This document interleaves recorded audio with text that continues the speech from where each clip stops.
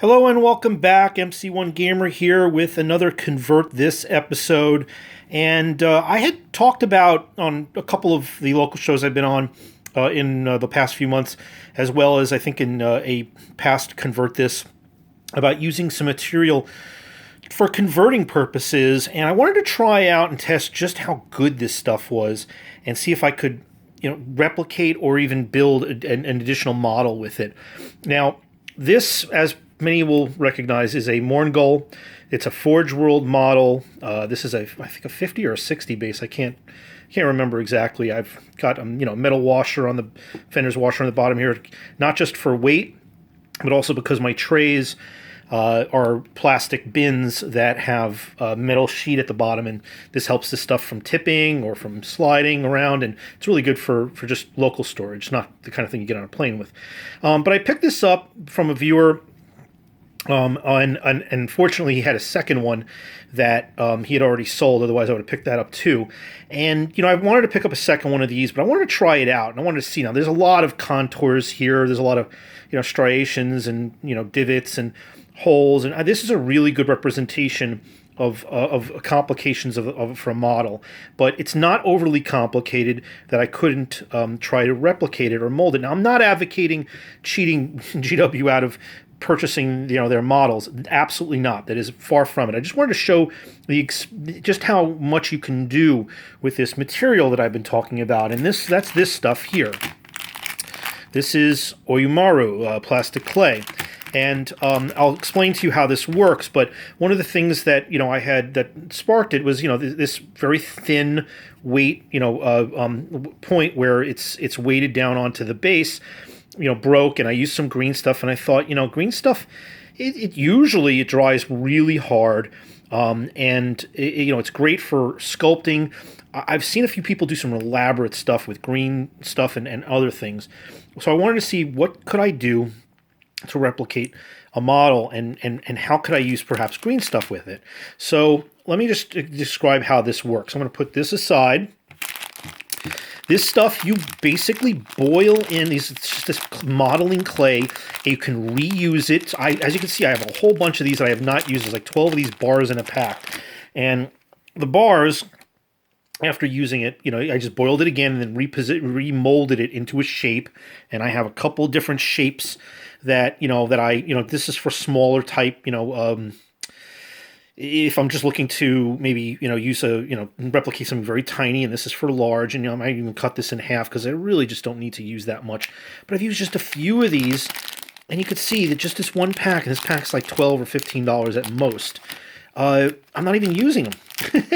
And I must tell you, if you're going to get this, get the Japanese version. You can see, there's 12 pieces of it. It's Oyumaru plastic clay. Don't get the American knockoff. For some reason, a lot of people said that it's just not as good. I haven't tried it, but I got to believe that people who've tested it know how it works. So what you do is you take any kind of a pot. This is just an old pot that I'm not using, my wife's not using, and you boil up some water, you throw this in there, and it gets nice and soft and malleable. And then you can take it and you can use it to position on top of various different types of parts of models or terrain. Now, I use this. I don't advocate, again, trying to copy models. It's not going to get that specific, and it's more work than it's worth. You're better off just buying the damn model and building it. But if you want it like little treasure chests or little type of tokens, just little things like that, or maybe even little pieces that you want to add to a model, this is great stuff to try and get those. If you want to try and duplicate some of that. I wouldn't necessarily use this for mass production or anything like that. But if for one little piece, or for just replicating maybe a few times something that you built. Maybe you built a piece of scenery. Maybe you put out again, like a little piece of treasure or some kind of token or scatter. Nothing very large. This is great stuff. I cannot stress enough how well it works. And it dries fairly quickly, although I wouldn't play with it once you wrap it around whatever you're using. And then when you're done with it, you can literally boil it down, put it like this, and reuse it. It's completely reusable. You can even put this over painted models, although I wouldn't do it with anything that's got any flock or sand, because that stuff's going to get mixed into the material. In any case, this is a good example of what I did. I took this figure and I took some wire and I wanted to mold, I built up my own version of the slaughtered horse, and then I built up a wire onto a torso structure, and then another wire out to here, and I modeled up. I did one piece to do the head. I did one for each arm segment. And then I replicated it. I just molded it, as any other clay type sculpting might be. I did, a piece for the body, and I'll show you what that looks like. This is the one that I still have left over. Now, I'm going to probably melt this down because, again, I'm not looking to... It's just not appropriate, and certainly, I imagine, also not legal to try and mass produce these things. But if you want to try and do a project for your own, there's nothing stopping you from doing that. But this is what I did. I cut these sections off. This was the body. I've already melted down the head portion, which just kind of was a glob over here. And then I put a slit at different points, pulled it off, stuck the green stuff in, waited for it to dry, and then pulled these things off. You can see this was a little more elaborate. This was the torso part. And, the arms I did on my own a little bit. I kind of molded maybe a couple of portions, like the shoulders and, the elbows, not the claws or anything like that. Anything that really needed to be stronger, I kind of modeled it myself. And it's not any different from any other conversion. So here's the finished product. I'm going to show you it side by side. It's pretty close. And so there's the original. There's mine. Okay? And this is almost entirely green stuff and wiring. Now, I took one of the Bretonnian horses and I cut him, I cut him up. I've been doing a lot of converting with the Bretonnian horse, with my Black Knights that are undead, but that are Bretonnian themed, and I have plenty of them left over. I'm actually looking for more of them now.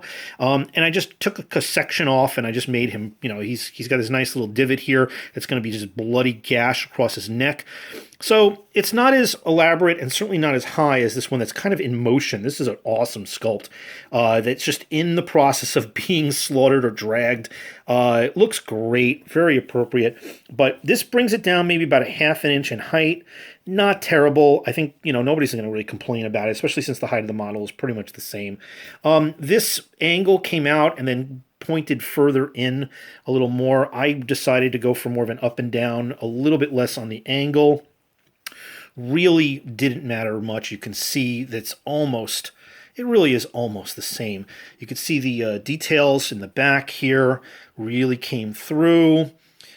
Some stuff that didn't come through, like the teeth, not quite as prominent. Some of the hair pieces, like this extension hair piece here, I didn't really care. You can always add that on, or just, if you have two models, it's nice to have a little variation. That's the whole idea behind converting.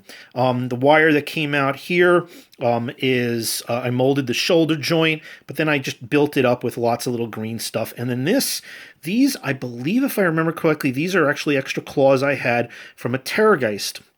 And I just didn't need the extra claws, so I built up my own hand. And he has, let's see, 5 digits. Yep, got it right. And again, it's a little bit different.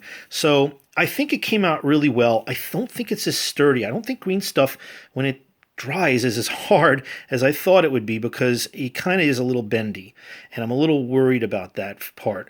But it's not that bad. It's certainly not the end of it's certainly usable in a game. I wouldn't be overly concerned if it broke. I could easily fix it.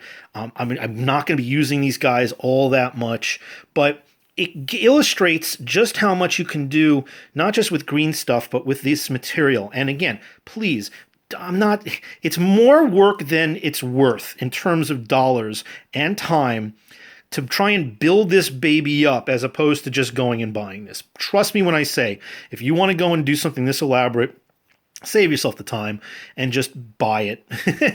I mean, if I had to do this again, I wouldn't. It's just a demonstration at this point of, what you can do. I'm looking forward to painting it because there's a lot of detail on both these models. And yes, I will be fielding it. But there's certainly limitations as far as something this elaborate, putting it on the table and then hoping that it's going to be sturdy enough. But as an example, as a demonstration of what the capability is for this material, you can see that it really came out pretty close. And that says a lot. So take a look at on Amazon. You can easily find this stuff and play around with it, because for like tokens and objectives and just little objects on the battlefield, or just for little nuances and just little extra flavor pieces that you want to put onto your models, whether it's backpacks or ammo packs, or extra pieces that or even molding heads that you want to replicate. This is really good for that. If you want to have for these little heads that you really like and you want to try and have additional ones, and you don't want to have to go to a bit store, you can use the ones that you have and replicate it. This is good stuff for that kind of work. If you're big into converting, this is going to help you, and this is going to be something. And of course, you don't have to do like what I do, which is melt it down. Again, if you really like them, keep the molds and use them as many times as you want. I wouldn't recommend going this far with it, but again, it is possible. Have a great day, everybody.